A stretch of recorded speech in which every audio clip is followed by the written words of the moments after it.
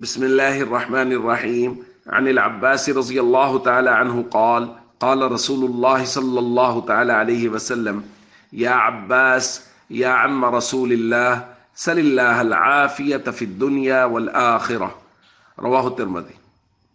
حضرت عباس رضی اللہ تعالیٰ عنہ بیان فرماتے ہیں، میں نے رسول اللہ صلی اللہ علیہ وسلم سے پوچھا، علمنی شیئا اسأل اللہ عز وجل، یا رسول اللہ کچھ ایسی بات بتا دیجئے جو میں اللہ سے مانگتا رہا کروں۔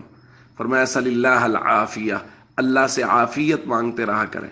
حضرت عباس فرماتے ہیں فمکثت ایاما ثم جئت فقلت، میں کچھ دن ٹھہرا رہا، پھر میں حاضر ہوا اور میں نے عرض کی، یا رسول اللہ علمنی شیئا اسألہ اللہ، کوئی بات بتا دیجئے جو میں اللہ سے مانگتا رہا کروں۔ فرمایا یا عباس یا عم رسول اللہ، اے عباس، اے پیارے چچا، صلی اللہ العافیت فی الدنیا والآخرہ، اللہ سے دنیا اور آخرت میں عافیت مانگتے رہا کریں۔ دوستو، عافیت اللہ کی بہت بڑی نعمت ہے، اور نبی کریم صلی اللہ علیہ وسلم نے امت کو بارہا عافیت مانگنے کا کہا ہے۔ اللہ سے عافیت مانگو، اللہ سے عافیت مانگو، صلی اللہ العافیہ، اللہ سے عافیت مانگو۔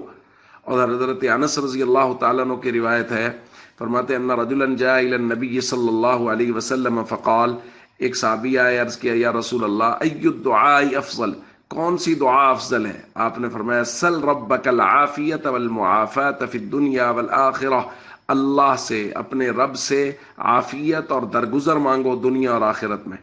ثم اتاہ فی اليوم الثانی، وہ دوسرے دن آئے اور انہوں نے کہا، یا رسول اللہ ای الدعاء افضل، کون سی دعا افضل ہے؟ آپ نے وہی بات کی، عفو اور عافیت مانگو۔ پھر ثم اتاہ فی اليوم الثالث، پھر وہ تیسرے دن آئے اور انہوں نے کہا، یا رسول اللہ کون سی دعا افضل ہے؟ آپ صلی اللہ علیہ وسلم نے ارشاد فرمایا، فَإِذَا أُعْطِيتَ الْعَافِيَةَ فِي الدُّنْيَا وَأُعْطِيتَهَا فِي الْآخِرَةِ فَقَدْ أَفْلَحْتَ، اگر تجھے دنیا میں اور آخرت میں عافیت مل گئی تو سمجھ لو تم کامیاب ہو گئے۔ ایک روایت میں نبی کریم صلی اللہ علیہ وسلم نے ارشاد فرمایا، وَمَا سُئِلَ اللَّهُ شَيْئًا أَحَبَّ إِلَيْهِ مِنْ أَنْ يُسْأَلَ الْعَافِيَةَ، اللہ کو عافیت سے زیادہ اور کوئی چیز مانگنا پسند نہیں ہے، یعنی اللہ سے جو چیزیں مانگی جاتی ہیں ان میں سے اللہ کو سب سے زیادہ پسند یہ ہے کہ بندہ اللہ سے عافیت مانگے۔ تو دوستو، اللہ سے ہمیشہ عافیت مانگتے رہا کریں اور اپنی عافیت کو سوچتے رہا کریں، اس سے شکر کے جذبات پیدا ہوتے ہیں کہ اللہ نے ہمیں کتنی عافیتیں نصیب فرمائی، دین کی عافیت، دنیا کی عافیت۔